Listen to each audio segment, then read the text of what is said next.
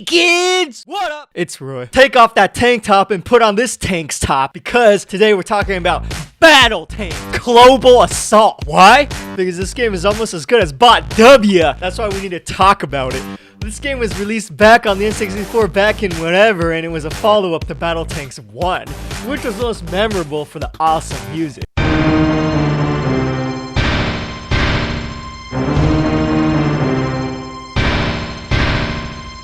And that's about it. I mean, even the name is spelled with an X. When you put an X as a substitute to anything, it just makes it even more awesome. Except Xbox. Second time around, you can see that they kept the spelling here. This game is so badass, even the cartridge is green.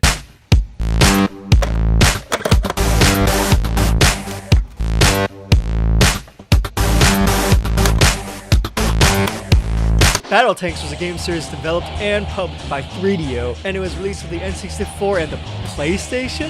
Who knew? The game was released back in 1999 and takes place in the near future.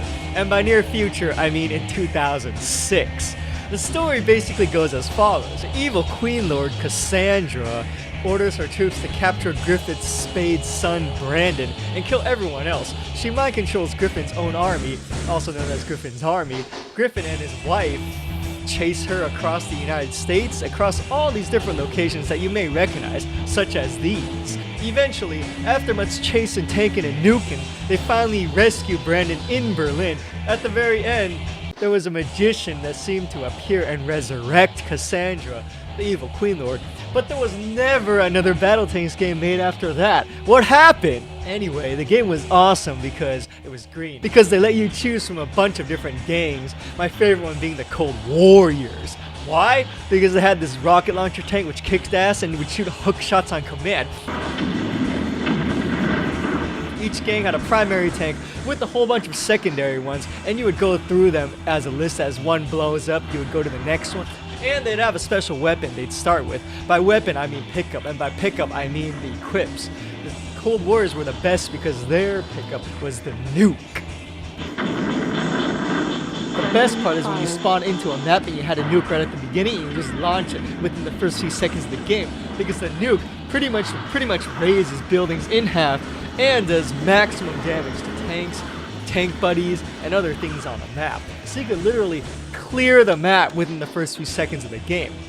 Each gang had up to 5 types of tanks that each had their own special attacks that you could activate by using the C buttons. Some of the most memorable tanks included the M1A1 Abrams, the Hornet, the Flippy tank, the Mototank, and the Laser tank. Each tank had its own pros and cons and excelled in special scenarios. For instance, the Mototank was good because it was good for its speed and agility when you're stealing the queen in multiplayer, which was basically capture the flag. You could run over to your friend's base and jack the queen and then just run away, and he'd never be able to catch you because the tank's so freaking fast. Put a turbo on that, you got a Subaru WRX! The laser tank was good for sniping across the map, so far that you'd be hidden in the fog of war on the other side of the map and the others couldn't even see who was shooting at you. Of course, this was due to the game's limitations and it couldn't render everything at once within the map. I mean, we are talking about the N64 here, not the PlayStation 5, but sniping their ass off from across the map.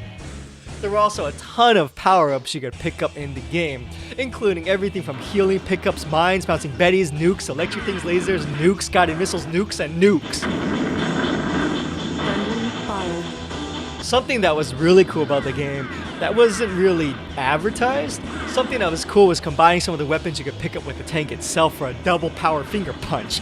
For example, you could pick up a laser pickup and use it with the laser tank, which gave you a double laser. Or if you picked up the rockets with the rocket tank, you'd have quintuple rockets. The campaign was pretty fun and you could play with a friend, so you could do this 2-player co-op thing. But honestly, the best part was the multiplayer. You could play from a variety of game modes like DM, TDM, Capture the Flag, and Convoy. You could play through many different maps that were taken straight from the campaign, and some were exclusive to the multiplayer mode. The game also has some hidden specials for each pickup that if you picked up enough of the pickup and you had enough, you could activate this special ability as an alternate. It's kind of confusing, so let me explain. For example, if you only shot one nade, this is what would happen. But if you picked up enough nades and you pressed A and B precisely at the same time, instead of this, you got this. Tired of laying mines? Tired of being a street paver, paying them down one by one? The solution is just get a whole bunch of them, lay them all at once. Or why use bouncing Bettys when you can have crazy Bettys? Or why shoot one rocket at a time when you can shoot all the rockets?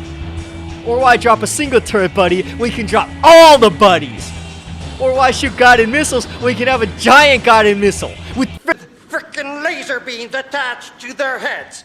These super alternatives were like a hidden feature, but something that 3DO obviously tried hard on. I mean, they had to program this code into the game and they had to animate it. It's not like it's just hidden in the corner and no one knew about it. They actually put work in for these alternate modes. So why make it so hidden to the players? There's nothing about this in the manual. You'd have to just guess and press A and B at the same time when you had enough of a pickup. Who would ever figure that out? This is garbage. So that's why BattleTanx is one of the most awesome tank games of all time. And Andy, the Pizza Hut bear, would give it 2 thumbs up.